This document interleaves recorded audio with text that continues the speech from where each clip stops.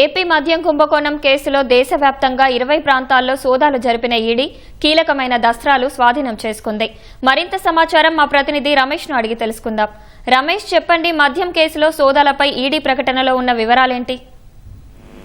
AP మద్యం కుంభకోణం కేసులో ఈడీ అధికారులు నిన్న సోదాలు నిర్వహించిన సంగతి తెలిసిందే. దాదాపు దేశవ్యాప్తంగా కూడా 20 ప్రాంతాల్లో కూడా సోదాలు చేశామని చెప్పి కూడా కొద్దిసేపటి కిందనే ఈడీ ఒక ప్రకటన రిలీజ్ చేయడం జరిగింది. దాంట్లో హైదరాబాద్, బెంగళూరు, చెన్నై, తంజావూరు, తర్వాత సూరత్, రాయ్పూర్, ఢిల్లీతో పాటు ఏపీలో ఉన్న మొత్తం 20 ప్రాంతాల్లో సోదాలు చేశామని కూడా ప్రధానంగా ఈడీ ప్రకటన అయితే విడుదల చేసింది. ఇవన్నీ కూడా మనీ లాండరింగ్ నిరోధక చట్టం కింద కూడా సోదాలు చేస్తున్నట్లు కూడా ఈడీ అధికారులైతే దాంట్లో ప్రకటించడం జరిగింది. దానికి సంబంధించి ఇటు ఏపీ సిఐడి అధికారులు ఒక కేసు నమోదు చేయడం జరిగింది. అప్పుడు ప్రభుత్వ ఖజానానికి దాదాపు 4,000 కోట్లకు పైగా నష్టం వాటిల్లిందని చెప్పి కూడా ఈడీ ఎఫ్ఐఆర్ లో పేర్కొన్నారు. కాబట్టి ఆ ఎఫ్ఐఆర్ ఆధారంగానే ఈడీ అధికారులు కూడా మరొక కేసుని నమోదు చేసి దాన్ని పరిశీలించి తర్వాత దర్యాప్తులో భాగంగా కూడా నిన్న సోదాలు నిర్వహించినట్లు కూడా అధికారులు వెల్లడించడం జరిగింది. మొత్తం 2019 అక్టోబర్ నుంచి 2024 మార్చి మధ్యలో అమలైన ఈ కొత్త మద్యం విధానంలోకి కూడా కుంభకోణం జరిగిందని చెప్పి కూడా ఈడీ అధికారులు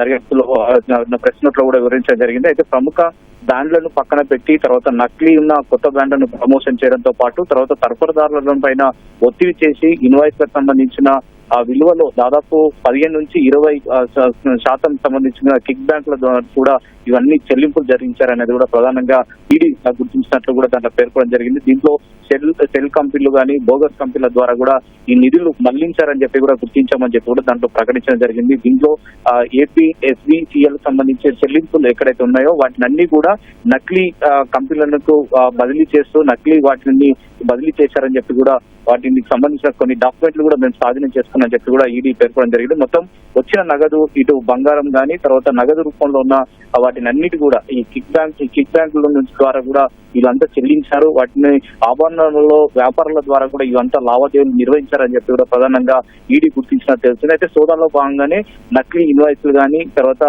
లెక్కలేని దాదాపు 38 లక్షలకు సంబంధించిన నగదును కూడా స్వాధీనం చేస్తుందని చెప్పి కూడా ఈడీ అధికారులు అయితే పేర్కొనడం జరిగింది. దీంట్లో దుబాయ్కి సంబంధించిన కొంతమంది అంటే నిందితుల ప్రమేయం ఉన్నట్లు కూడా కొంతవరకు గుర్తించాం. వారు చార్జ్ చేసుకున్న ప్రస్తుతం అయితే ఎవరైతే నిందితులు ఉన్నారో వారు చార్జ్ చేసుకున్న వాటిని కూడా కొన్ని బయటపడాయని చెప్పి కూడా అధికారులు అయితే గుర్తించడం జరిగింది. మరొక పక్క అనేకమైన అంటే కోట్ల విలువైన సంబంధించిన విదేశీయాలకు వీళ్ళు కొన్ని రికార్డులకు సంబంధించి పంపించినట్టు వాటిని అయితే సీజ్ చేశామని చెప్పి కూడా ప్రస్తుతం అయితే ఈడీ అధికారులు అయితే ఒక ప్రెస్ నోట్స్ ద్వారా కూడా రిలీజ్ చేయడం జరిగింది. ఇంకా ఈ దర్యాప్తు ఇంకా కొనసాగుతుంది కాబట్టి మరొక పక్క ఇటు సిఐడి అధికారులు కానీ తర్వాత ఇటు ఈడీ అధికారులకు సంబంధించి కూడా ఈ కేసు దర్యాప్తు ప్రస్తుతం అయితే ముమ్మరం చేస్తుంది. ఈ కేసులో పూర్తిగా విచారణ దర్యాప్తు చేసిన తర్వాత మరికొన్ని విషయాలు కూడా ఈడీ అధికారులు అయితే వెల్లడించే అవకాశాలు అయితే కనపడుతుంది.